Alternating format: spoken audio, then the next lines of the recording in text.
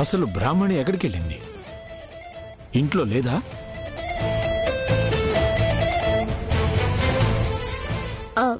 లేదు కాబట్టే ఈ ఫైర్ యాక్సిడెంట్ అయింది మావయ్య. ఆంటీ, మీరేమో అడగకపోయినా ఆ బ్రాహ్మణికి లక్షల్లో హెల్ప్ చేశారు. ఆవిడ గారేమో అవసరమైన టైంలో ఎక్కడికో వెళ్ళిపోయింది. తండ్రికి ఆపరేషన్ చేయించారు కాబట్టి రాహుల్ని మారుస్తానని మాట ఇచ్చి టైం చూసుకొని మాయమైపోయింది. చూడమ్మా, ఇన్ని రోజులు సాయం చేసిన మనిషి ఒక్కసారి కనిపించకపోతే నిందలు వేసేయడమేనా? కొంచెం కూడా ఆలోచించే పనిలేదా? అయ్యో, నిందలు కాదంకుల్. ఇంట్లో మనిషికి బయట మనిషికి తేడా చెప్తున్నాను. పట్టించుకోవడానికి నిర్లక్ష్యానికి మధ్య డిఫరెన్స్ చూపిస్తున్నాను అంకుల్. ప్రీతి, చాలా ఆపు. రాహుల్కి అనుమానం రాకూడదని ప్రాణాలు లెక్క చేయకుండా ఆ బ్రాహ్మణి రిస్క్ చేసింది. అలాంటిది తను మనల్ని ఎలా చీట్ చేస్తుంది అనుకుంటున్నావు? నైట్ ఎంత లేట్ అయినా వాడికి అనుమానం రాకుండా ఉండాలని వెయిట్ చేసి మరీ తను వెళ్లేది. అలాంటిది ఇప్పుడిలా వెళ్ళిందంటే ఏదో ప్రాపర్ రీజనే ఉండుంటుంది. నేను నమ్మింది ఆ మనిషినే కాదు, తన క్యారెక్టర్ని కూడా. అది కాదా ఆంటీ, తను పక్కన ఉంటే ఈ ప్రమాదం జరుగుండేది కాదు కదా అని నేను. ఇలా జరుగుతుందని ఎవరు మాత్రం ఊహించగలం? ముందే తెలిస్తే ఇంతవరకు ఎందుకు రానిస్తాం? బ్రాహ్మణికి నైట్ ఏదైనా అర్జెంట్ వర్క్ వచ్చిందేమో, అందుకే ఎవ్వరికి చెప్పకుండా వెళ్ళిందేమో. రాహుల్ని సేవ్ చేసినందుకు థ్యాంక్స్ ప్రీతి.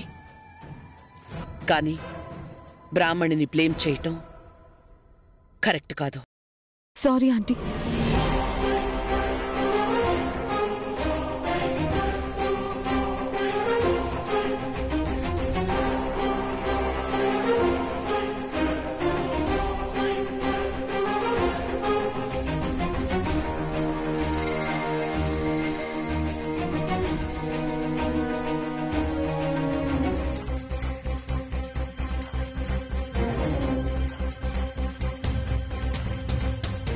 ఎంతో ప్రేమగా అమెరికా నుంచి బహుమతి తీసుకొస్తే అలా వదిలేసావేంటమ్మా? జారిపోయినట్టుంది సావిత్రి. కావాలని ఎందుకు వదిలేస్తుంది? ఆ గిఫ్ట్ నాకిచ్చినా బావుండు, జాగ్రత్తగా దాచుకునేదాన్ని. నువ్వు నోర్మొయ్. మీ అక్క తన భార్య కాబట్టి గొప్పగా తెచ్చాడు, నీకెందుకు తెస్తాడు? ఏంటమ్మా ఇది? అసలేం జరుగుతుంది?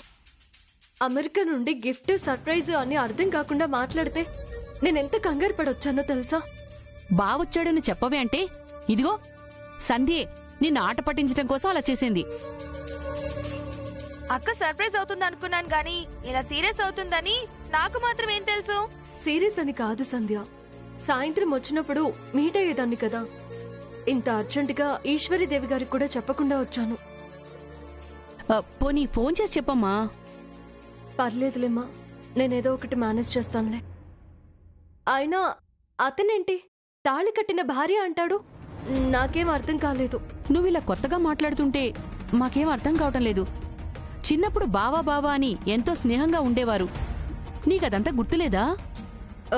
అంటే గుర్తంటే ఎప్పుడో చిన్నప్పుడు జరిగింది కదమ్మా, అందుకే అంత క్లియర్గా గుర్తులేదు. గుర్తు లేకపోవడం ఏంటి? అసలు ఏమైంది నీకు? సావిత్రి, ఎప్పుడో జరిగిన సంఘటనలు అందరికీ గుర్తుండాలని ఏముంది? మర్చిపోయినట్టుంది కదా. అదే నాకు వింతగా ఉంది.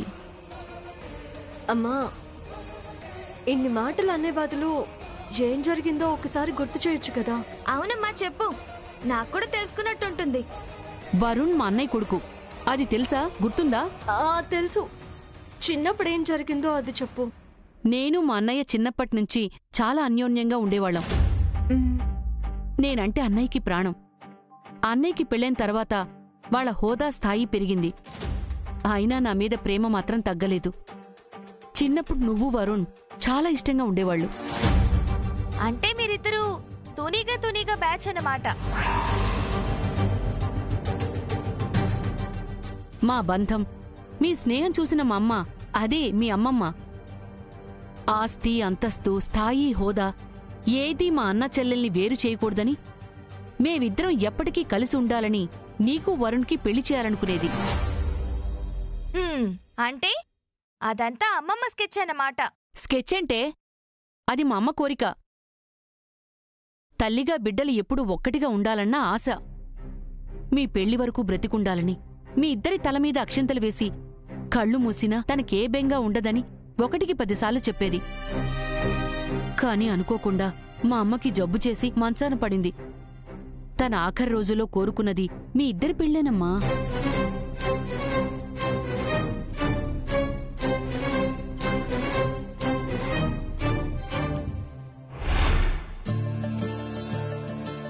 బావా, నీకోసం ప్రసాదం తెచ్చాను, తిను బావా.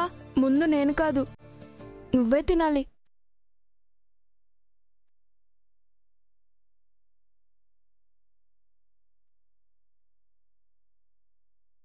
ఇప్పుడు నీకు బావా.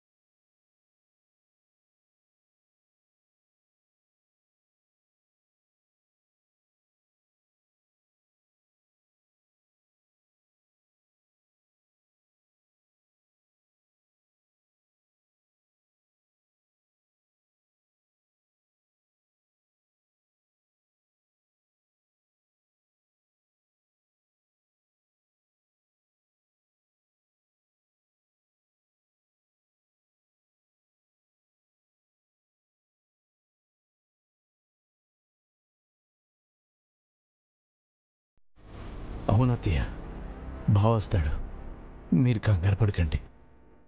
ఆల్రెడీ మీ పరిస్థితి గురించి చెప్పి కబురు పంపించాను.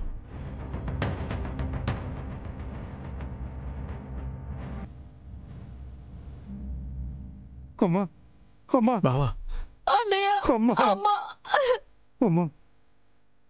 ఏరా వచ్చావా నాయనా? అమ్మా, అమ్మా, నన్ను క్షమించమ్మా. కొడుక నీకే కష్టం రాకుండా చూడాలనుకున్నాను, కానీ నీ పరిస్థితికి నేనే కారణం అవుతానని అనుకోలేదమ్మా. నువ్వు బాధపడకు నాయనా. మీ ఆవిడికి మేమంటే ఇష్టం లేదు, దానికి నువ్వు నిన్ను నిందించుకోవడం ఎందుకు? లేదమ్మా, ఇదంతా నా తలరాతమ్మా. అన్నయ్య, ఏడో కన్నయ్య. నన్ను క్షమించు చెల్లి. నేనుండి కూడా ఏ సహాయం చేయలేకపోయాను. ఏంటన్నయ్య నువ్వు నాకు క్షమాపణ చెప్పడం ఏంటి? ఏడో కన్నయ్య, బాధపడకు. బ్రాహ్మణి, మేము అమెరికా వెళ్తున్నాం, నువ్వు వస్తావా? అమెరికానా? ఊరుకోండి.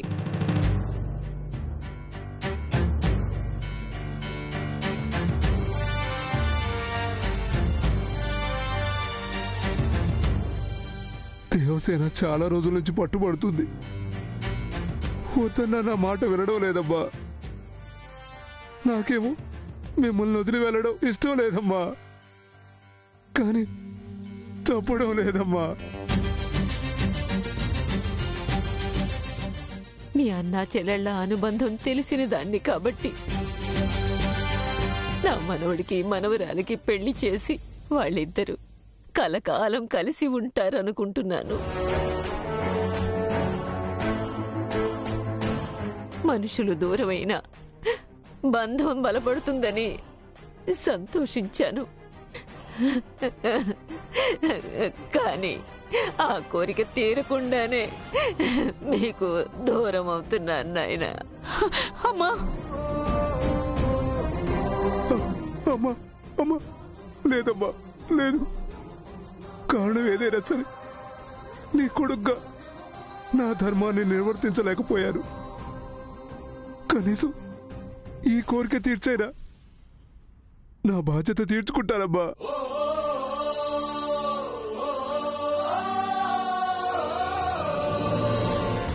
నీ కళ్ళ ముందే ఇదిగో నీ మనవడికి మనవరాలకి ఇద్దరికి పెళ్లి చేస్తానమ్మా.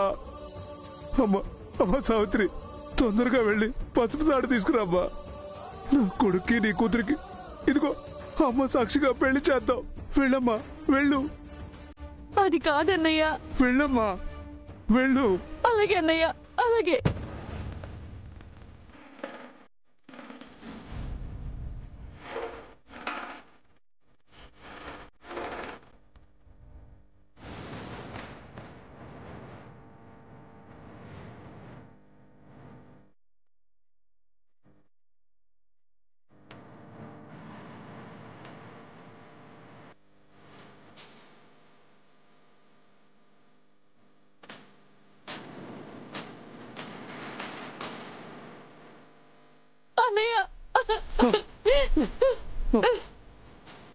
ఇదిగో నాన్న, దీంతో ఏం చేయాలి నాన్న? రాణి మెళ్ళ 3 ముళ్ళు వేయినాయన.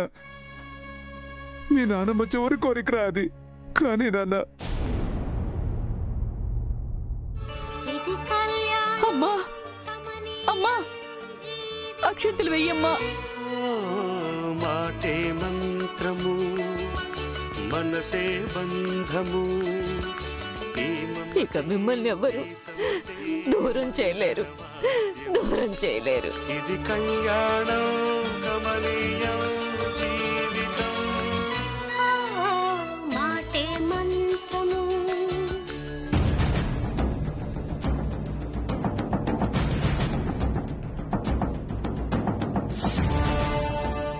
అంతా మీకు నచ్చినట్టే అనుకుంటే మరి నేనెందుకు?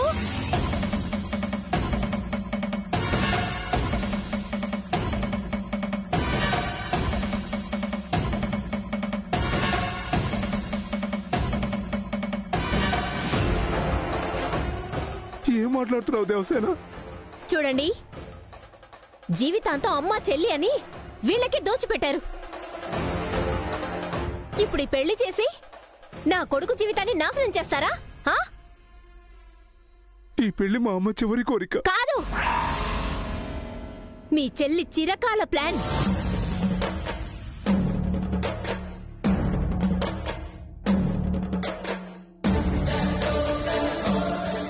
అన్నా చెల్లెల అనుబంధాన్ని అడ్డు పెట్టుకుని మన ఆస్తి మీద పెట్టుకున్న ఆశ అది మీకు అర్థం అవడం లేదు.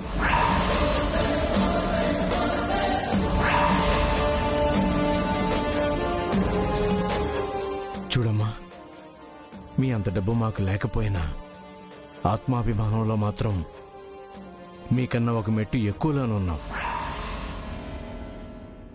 వదినా, ఈ పెళ్లి నేను అన్నయ్య అనుకున్నది కాదు, నిజంగా మా అమ్మ కోరుకున్నదే.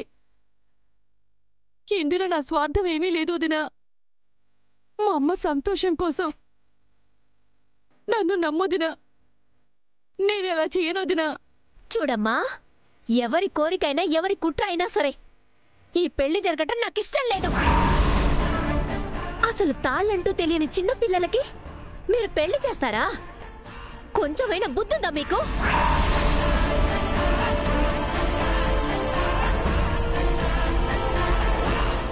ఈ పెళ్లి చెల్లదు, ఏం చెల్లదు.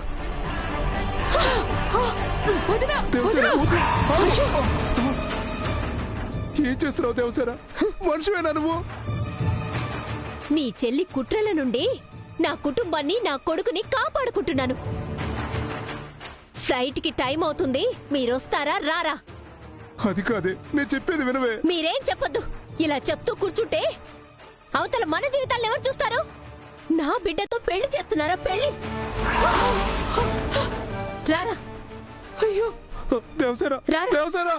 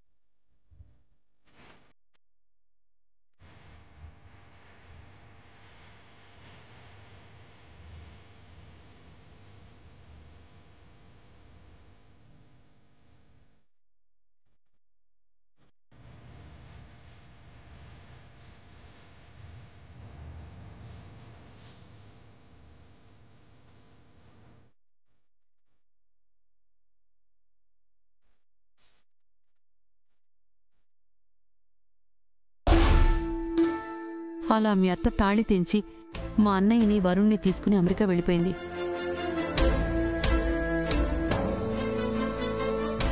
అప్పటి నుండి ఇప్పటి వరకు వాళ్ళ గురించి మనకి తెలియదు, మన గురించి వాళ్ళు పట్టించుకోలేదు. ఇప్పుడు నీ అదృష్టం బావుంది కాబట్టి వరుణ్ తను కట్టిన తాళికి విలువిచ్చి నిన్ను వెతుక్కుంటూ వచ్చాడమ్మా. సావిత్రి, కావలసినప్పుడు కట్టడం, వద్దనుకున్నప్పుడు తెంచుకోవడం అంతా వాళ్ళిష్టమేనా?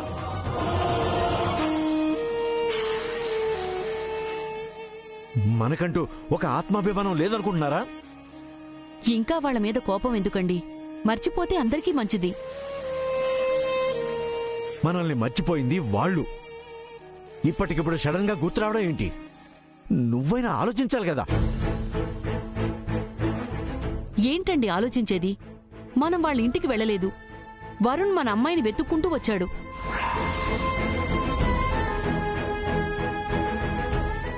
వాళ్ళ ఆస్తిపాస్తులతో పోల్చుకుంటే మనం చాలా తక్కువ. వరుణ్ పద్ధతి, మాట తీరు అన్నీ బావున్నాయి. ఆడపిల్ల తల్లిదండ్రులుగా పెళ్లి చేయటానికి ఇంతకన్నా ఎక్కువేం కావాలి? ఇంతకు మించి ఏం ఆలోచించాలి? అంటే అప్పుడు కట్టిన తాళం తెంచిన మీ వదిలికి ఇప్పుడు ఈ పెళ్లి ఇష్టమే అనుకుంటున్నావా? అవును, మా వదిన ఒప్పుకుంది కాబట్టి ఈ రోజు వరుణ్ విదేశాల నుంచి ఇక్కడికొచ్చాడు.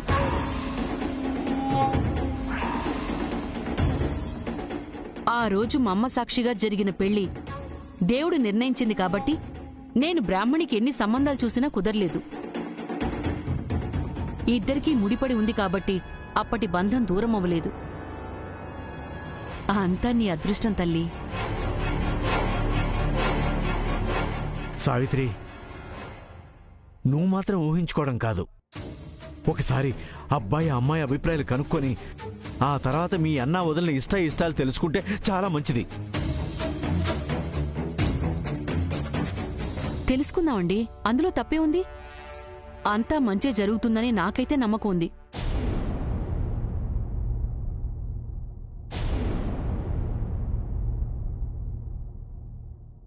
అమ్మా, నువ్వేమంటావు?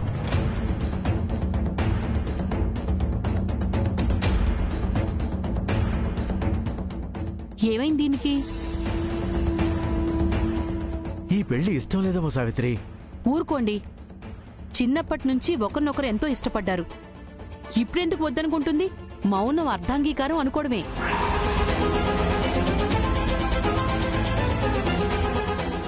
ఇలాగైనా మా అన్నయ్యతో దగ్గరైతే నాకన్నా సంతోషించేవాళ్లు ఎవ్వరూ ఉండరు. మొత్తానికి అక్క అమెరికాకి కోడలవబోతుంది. అప్పుడు మనం సమ్మర్ హాలిడేస్ కి అన్నవరం సామర్లకోట కాదు, డైరెక్ట్ గా అమెరికా వెళ్ళిపోవచ్చు.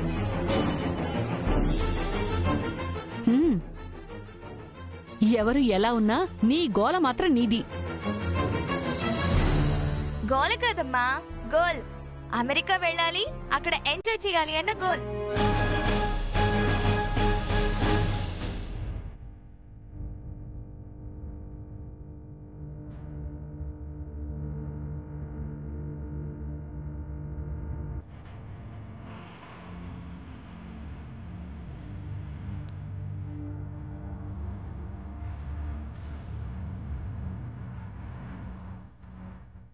బ్రాహ్మణి ఇంకా రాలేదేంటి? ఏమీ చెప్పకుండా ఎందుకు సడన్గా వెళ్ళిపోయింది? ఒకవేళ తను రాహుల్ పక్కనే ఉండుంటే ఫైర్ యాక్సిడెంట్ అయ్యేదే కాదు.